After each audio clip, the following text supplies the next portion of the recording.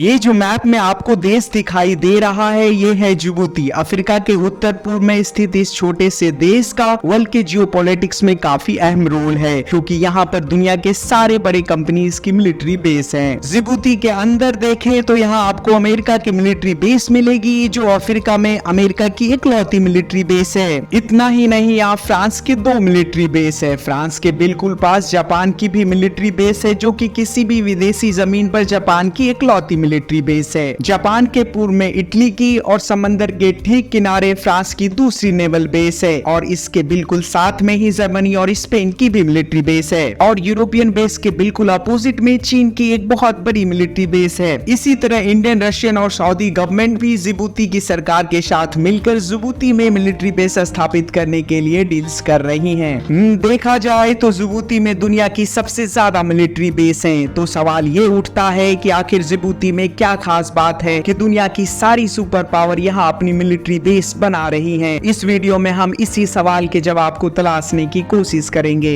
लेकिन इससे पहले अगर आपने हमारे चैनल को सब्सक्राइब नहीं किया है तो ऐसे जियोपॉलिटिकल वीडियोस के लिए आप हमारे चैनल को सब्सक्राइब जरूर करें। जिबूती की इतनी इंपॉर्टेंस इसके प्राइम लोकेशन की वजह से है। जिबूती यमन के बिल्कुल अपोजिट बाब अल मंदेब स्टेट के पश्चिम में स्थित है। बाब अल मंदेब स्टेट 28 किलोमीटर की एक पतली सी स्ट्रेट है, जहां से समुद्री जहाज अरेबियन सी को क्रॉस करते हुए रेड सी में प्रवेश करती हैं और फिर सुएज कैनाल के थ्रू मेडिटेरियन सी में निकल जाती हैं, और फिर यहां से जहाज अलग अलग यूरोपियन देशों तक पहुंचती है। बेसिकली एशिया और यूरोप को जोड़ने वाला ये सबसे छोटा रास्ता है जो बाब अल मंदेब स्टेट से होकर गुजरता है, और इसी वजह से जिबूती की लोकेशन जियोपॉलिटिक्स के नजरिए से सबसे अहम है। पूरी दुनिया का 10% तेल और नेचुरल गैस इसी रास्ते से होकर यूरोप तक जाती है, और ये तेल और नेचुरल गैस आती है पर्शियन गल्फ से। पर्शियन गल्फ जो कि घिरा है Iran, Iraq, Kuwait, Bahrain, Qatar, Saudi Arab, UAE और ओमान से,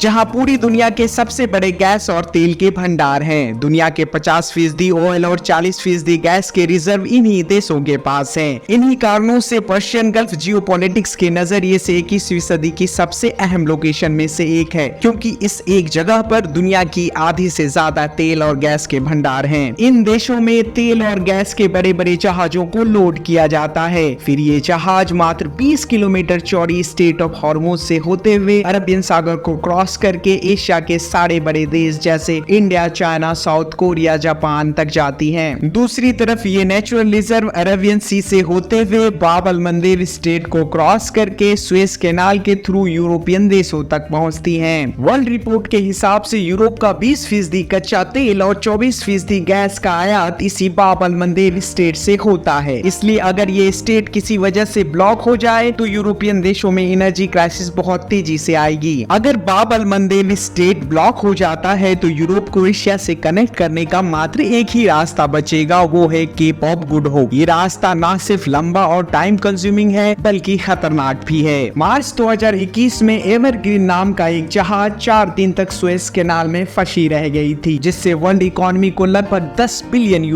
का नुकसान हुआ था। स्टेट ऑफ हॉर्मुज और बाब अल मंदेब पर सबसे ज्यादा आश्रित है सऊदी अरब, क्योंकि सऊदी अरब एक पेट्रो स्टेट है जिसके पास पूरी दुनिया का 15% तेल भंडार है। सऊदी की रेवेन्यू का 46% तेल और नेचुरल गैस से ही आता है, और 80% एक्सपोर्ट इनकम भी तेल से ही होता है। सऊदी का ये सारा इंफ्रास्ट्रक्चर, बड़ी बड़ी skyscrapers, line project, luxury lifestyle, हर चीज इसी तेल की वजह से है। सऊदी अरब की सारी ऑयल फील्ड पर्शियन गल्फ के नजदीक है, और इसलिए बाकी दुनिया तक तेल पहुंचाने का सबसे आसान रास्ता स्ट्रेट ऑफ हॉर्मुज के थ्रू है। स्ट्रेट ऑफ हॉर्मुज 34 किलोमीटर चौड़ी स्ट्रेट है जो अरेबियन सी को पर्शियन गल्फ से जोड़ती है। ये स्ट्रेट जियोपॉलिटिक्स के नजरिए से एक चोक पॉइंट है, क्योंकि यहाँ सऊदी अरब के सबसे बड़े राइवल देश ईरान का काफी प्रभाव है। ईरान बहुत बार स्ट्रेट ऑफ हॉर्मुज को बंद करने की धमकी भी दे चुका है, तो इसका आर्थिक असर सऊदी अरब पर बहुत बुरा पड़ेगा। इसी रिस्क को कम करने के लिए सऊदी अरब ने अपनी पूर्वी सीमा से लेकर पश्चिमी सीमा तक 1200 किलोमीटर लंबी एक पाइपलाइन बनाई है, जिसके माध्यम से सऊदी अरब कच्चे तेल को पर्शियन गल्फ से रेड सी तक पहुंचाती है, और यहाँ से ये तेल सुएज कैनाल के थ्रू यूरोप तक जाती है। फिर 2014 में यमन में शिया और सुन्नी ग्रुप के बीच सिविल वॉर शुरू हो गई, और शिया रिबेलियन ने यमन की राजधानी सना पर कब्जा कर लिया। चूंकि इस सिविल वॉर में सऊदी अरब सिया के अगेंस्ट सुन्नी ग्रुप को समर्थन दे रहा था, तो सिया रिबिलियन ने सऊदी अरब के इस पाइपलाइन को उड़ाने की धमकी दे दी। सऊदी अरब के लिए मुसीबत दोनों तरफ से है। एक तरफ ईरान है जो कि स्ट्रेट ऑफ हॉर्मुज को ब्लॉक करके सऊदी के लिए ऑयल एक्सपोर्ट बंद कर सकता है। वहीं दूसरी तरफ यमन में ईरान बेक्ड यमनी हौतीज है जो बाब अल मंदेब स्टेट और फिर ये पाइपलाइन को टारगेट कर सकते हैं, जिससे सऊदी अरब को भारी आर्थिक नुकसान होगा। और यही कारण है कि सऊदी अरब इधर जिबूती में खुद का एक मिलिट्री बेस बना रहा है ताकि ऐसे किसी भी खतरे से निपटा जा सके। बाब अल मंदेब स्टेट सऊदी अरब के लिए ही नहीं बल्कि यूरोपियन यूनियन के लिए भी बहुत ज्यादा क्रिटिकल लोकेशन बन गई है, और उसकी वजह है रशिया यूक्रेन वॉर। रशिया ने यूरोप की तरफ जाने वाली गैस पाइपलाइन को पूरी तरह से बंद कर दिया है, और अब यूरोप के पास एक ही रास्ता बचा है, वो है कतर, एक छोटा सा देश जिसके पास रूस के बाद दुनिया का दूसरा सबसे बड़ा तेल का भंडार है। लेकिन कतर रूस के मुकाबले काफी दूर तो है ही, और उसके पास यूरोप तक गैस पहुंचाने के लिए कोई पाइपलाइन भी नहीं है। इसलिए कतर बिलियंस ऑफ डॉलर लगाकर एलएनजी टेक्नोलॉजी डेवलप कर रही है, जिसके माध्यम से गैस को ठंडा करके इस कंटेनर में लोड किया जा सके और फिर स्टेट ऑफ हॉर्मुज से होते हुए बाब अल मंदेब स्टेट के थ्रू सुएज कैनाल को क्रॉस करके यूरोप तक ये गैस पहुंचाया जा सके। और इसलिए यूरोपियन देश भी जिबूती में अपना मिलिट्री बेस बना रही है ताकि इस रूट को कोई ब्लॉक ना कर सके। वहीं चाइना की 30% मैन्युफैक्चरिंग एक्सपोर्ट इसी बाब अल मंदेब से होते हुए यूरोप और नॉर्थ अमेरिका जाती है। इसलिए वर्ल्ड ट्रेड को स्मूथ रखने के लिए इस स्ट्रेट का सेफ रहना जरूरी है।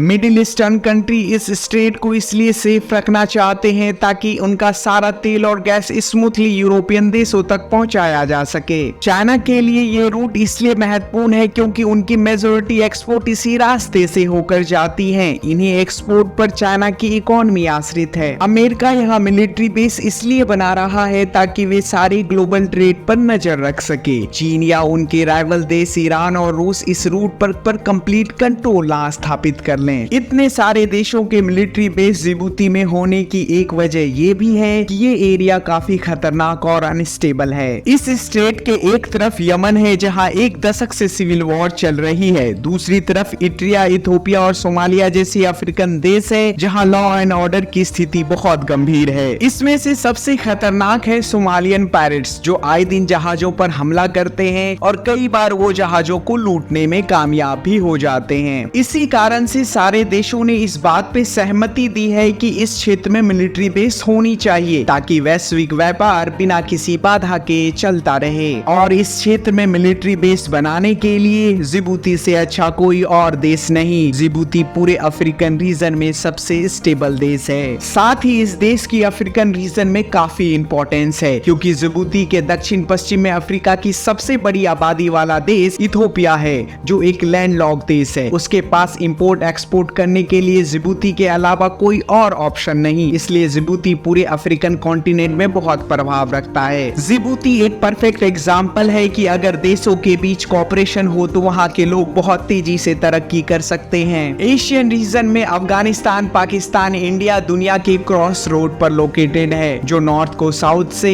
और ईस्ट को वेस्ट से कनेक्ट करने का नेचुरल रूट है। ये तीनों देश अगर कॉपरेशन करे तो तापी पाइपलाइन के जरिए भारत और सेंट्रल एशिया के बीच तेल और नेचुरल गैस सस्ते में मंगाया जा सकता है और साथ ही खुला व्यापार इस क्षेत्र की तरक्की में मददगार साबित होगा। अंग्रेजों के आने से पहले ये ट्रेड रूट दुनिया की सबसे बिजी रूट में से एक थी क्योंकि ये लोकेशन दुनिया के क्रॉस रोड पर है। भारत और पाकिस्तान की नेगेटिव मीडिया और पॉलिटिकल एजेंडे की वजह से इतनी बड़ी मेन पावर और टैलेंटेड रिसोर्सेस ये सब बर्बाद हो रहे हैं। अगर भारत और पाकिस्तान की सरकारें कॉपरेशन करती तो आज दुबई के जगह मुंबई और ग्वादर पोर्ट दुनिया का केंद्र होता। ये जो दोनों देशों के लोग नौकरी के लिए अपने परिवार को छोड़ विदेशों में जाते हैं वो अपने देश में ही काम कर पाते जिससे यहाँ की अर्थव्यवस्था ज्यादा बेहतर होती। अंत में मैं यही कहूँगा कि दोनों देशों की सरकारों को समझना चाहिए कि पड़ोसियों से लड़ा नहीं जाता और नफरत से सिर्फ नुकसान होता है। अगर आपने हमारे चैनल को सब्सक्राइब नहीं किया है